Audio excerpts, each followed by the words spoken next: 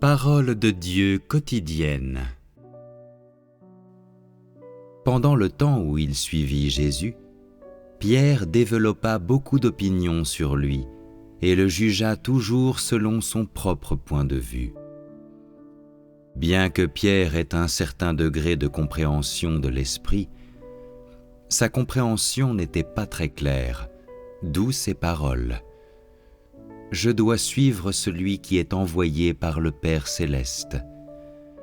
Je dois reconnaître celui qui est choisi par le Saint-Esprit. » Il ne comprenait pas les choses que Jésus faisait et manquait de lucidité à leur sujet. Après l'avoir suivi pendant un certain temps, Pierre développa de l'intérêt pour ce que Jésus faisait et disait, et pour Jésus lui-même.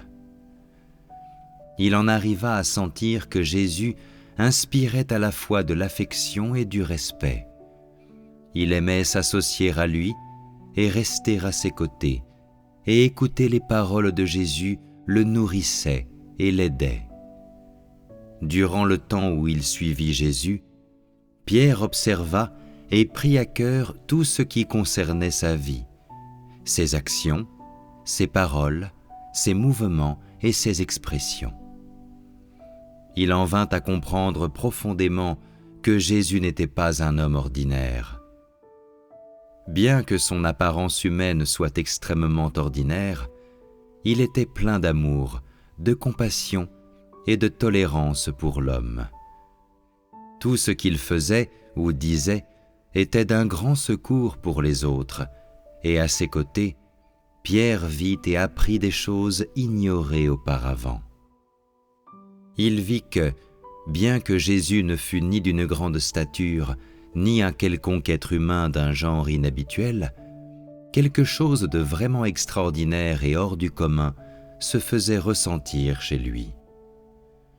Bien que Pierre ne pût l'expliquer entièrement, il pouvait voir que le comportement de Jésus était différent de quiconque, car il faisait des choses bien différentes de ce que pouvaient faire les hommes normaux. Pendant le temps où il était en contact avec Jésus, Pierre vit aussi que sa personnalité était différente de celle d'un homme ordinaire.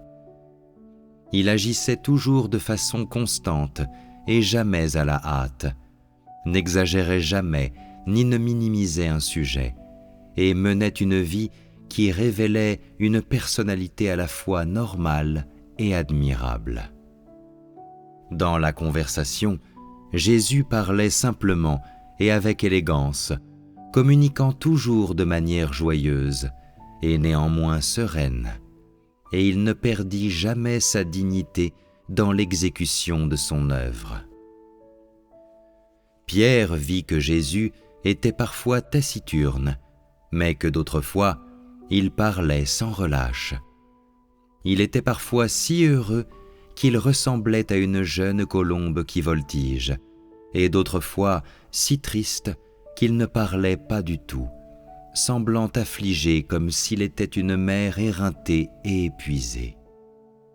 Parfois, il était envahi par la colère, comme un soldat courageux fonçant pour tuer un ennemi, et parfois même, il ressemblait à un lion rugissant.